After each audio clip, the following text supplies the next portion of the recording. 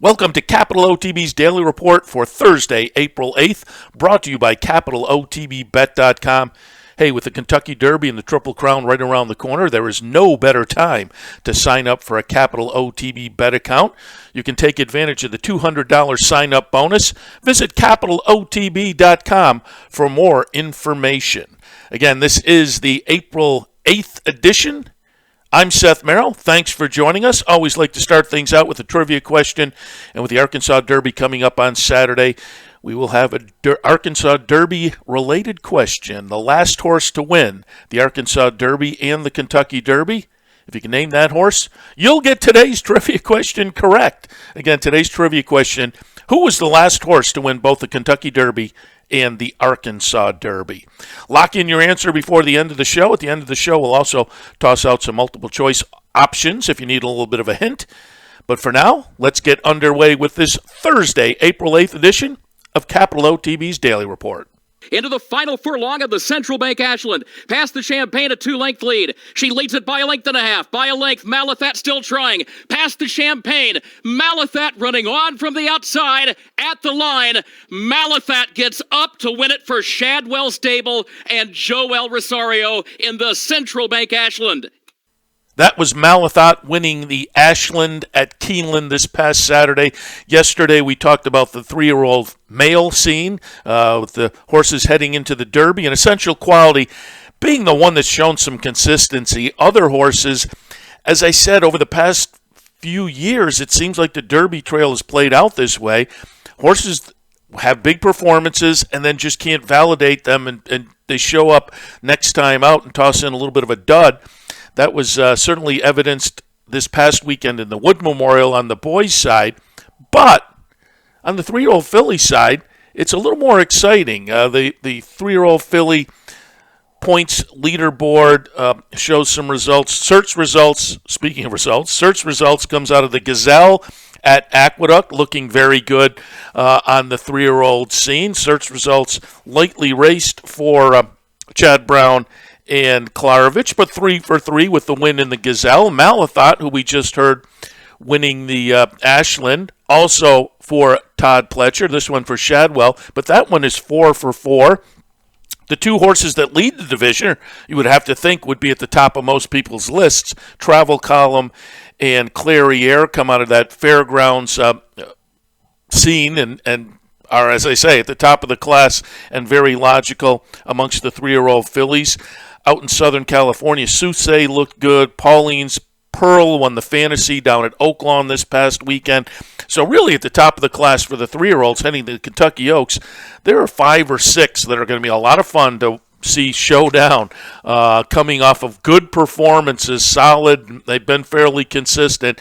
As I say, a little bit different than on the 3-year-old male scene, but looking forward to it. Didn't want to let the week get away without taking a look back at the 3-year-old fillies from this past weekend, because as I say, they've been a little more consistent, and maybe they're setting things up for an exciting Friday before that first Saturday in May with the Kentucky Oaks shaping up very nicely heading into Kentucky Derby weekend down at Churchill Downs.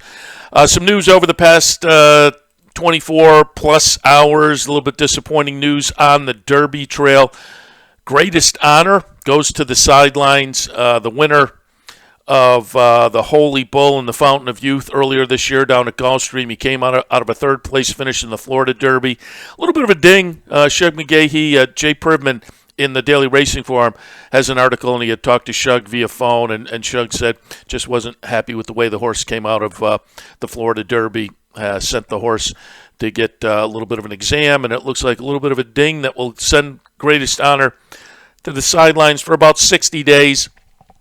We'll see that one come back, hopefully, midsummer, maybe up at Saratoga. We'll see Greatest Honor come back. But it always seems like every year you get in that last period in the 2 or 3 weeks before the Kentucky Derby, and 1 or 2 horses have to go to the sidelines for one reason or the other. Maybe Greatest Honor is the first. I mean, Life is Good, but he didn't really hit that last stretch period after that last series of prep races where, as I say, it seems like annually one or two horses go to the sidelines, but Greatest Honor could be the first of those. Hopefully the first and only.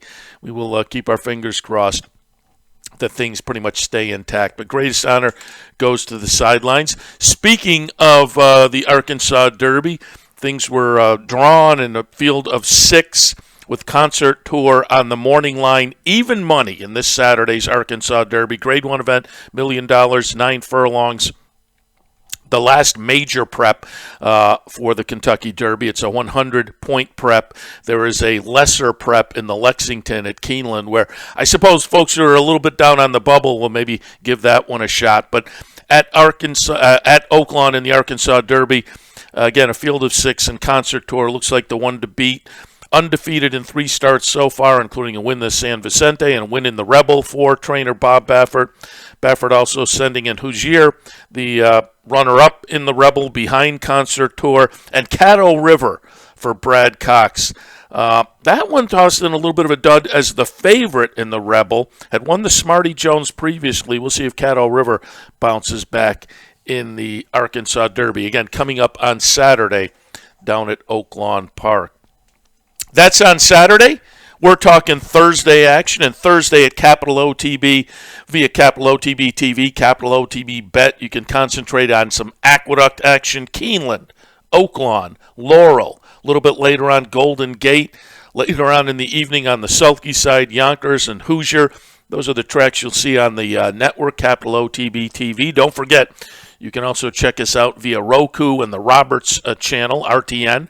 We have a Capital OTB channel there, so you can watch us wherever you may be. I mean, obviously in upstate New York, we're available via the cable, but if you're in any part of the country and you're listening to me right now, you can also check us out via Roku now. That kicked off the first of the year, and we've gotten a lot of good feedback on that. If you'd like to tune in, I have the afternoon show, Wednesday, Thursday, Friday, Saturday, Sunday, OTB Live, racing across America in the mornings on Saturdays and Sundays. So you are invited to join the fun via, as I say, the RTN channel, the RTN Capital OTB channel on Roku.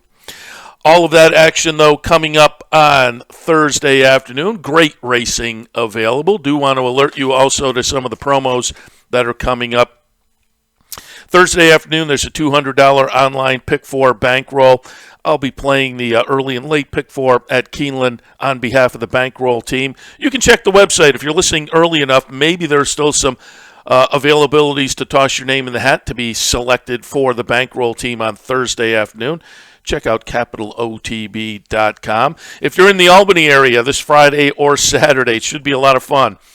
In honor of the Masters Golf Tournament, we have the Masters Weekend promo. Friday and Saturday at the Clubhouse Racebook. Put your name in the hat. We will randomly select folks throughout the afternoon. And Friday and Saturday, if you are selected, you get to putt for prizes. Masters Weekend promotion, pick and putt. Clubhouse Racebook in Albany, 711 Central Avenue. Friday, there's a track bonus on Keeneland wagers.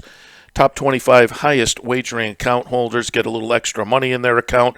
Friday, there's a $100 online win-a-bet contest.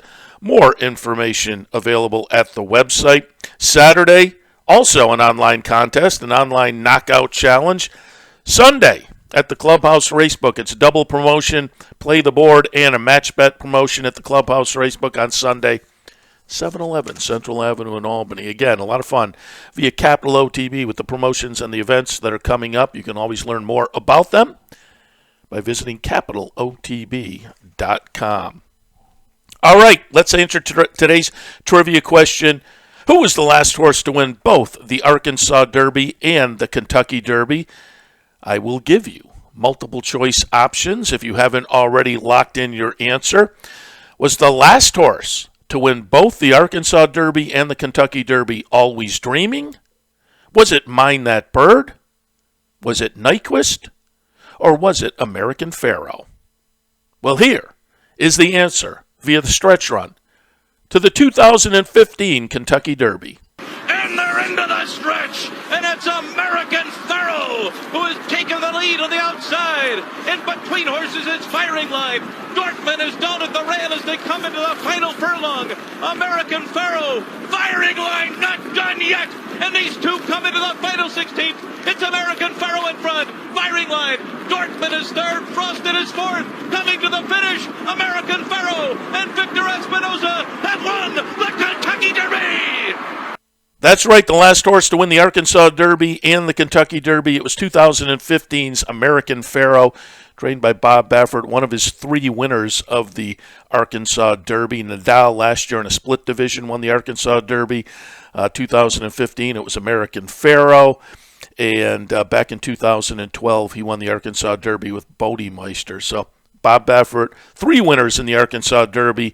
The last to win both the Arkansas Derby and the Kentucky Derby, American Pharoah, who, of course, went on to win the Triple Crown as well.